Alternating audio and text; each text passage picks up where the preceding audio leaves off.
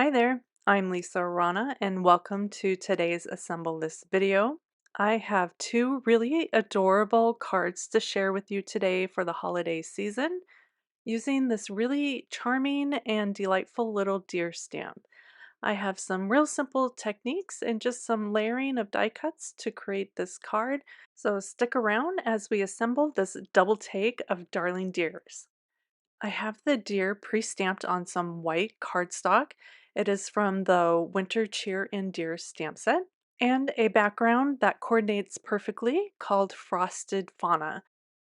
I picked two colors of cardstock that I really enjoy, and then I'm going to die cut all of these pieces down. I'll make sure to list all the dies that I used below and on my blog. For the sweet little deer, I'm making a little tag banner. I used a stitched banner die and I'm just moving that down and realigning those stitches back up so I can shorten that banner a bit so it fits on the front of my card. Next, I'm going to be doing some ink blending on that background. I'm using Evergreen Bough because it matched the cardstock that I had picked. I did a real nice ink blend around the edge, and then I'm swiping that cube along the edge of my my panel as well. That's really going to deepen that edge and give it like a real nice crisp border. And then I'll come back in with my blending brush and do another layer of ink blending over the top to really kind of deepen the edges of that panel, leaving the center nice and kind of light, allowing some of that white cardstock to show. I'm going to do the same thing with the red panel. This is Festive Berries.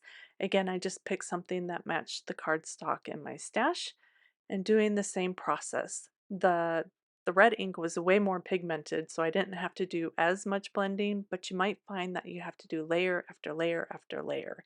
And that's not unusual, it's very common with ink blending.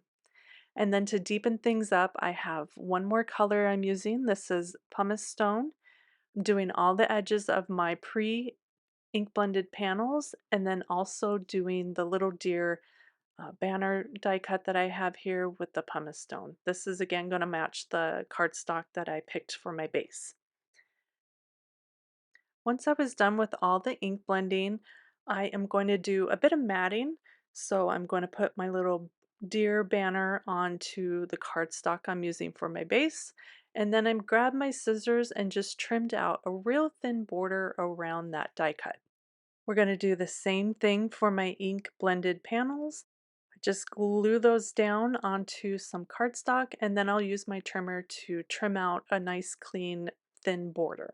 For my card bases, I covered a white A2 card front with some of that kind of khaki colored cardstock and then layered on top of that my die cut scalloped rectangles.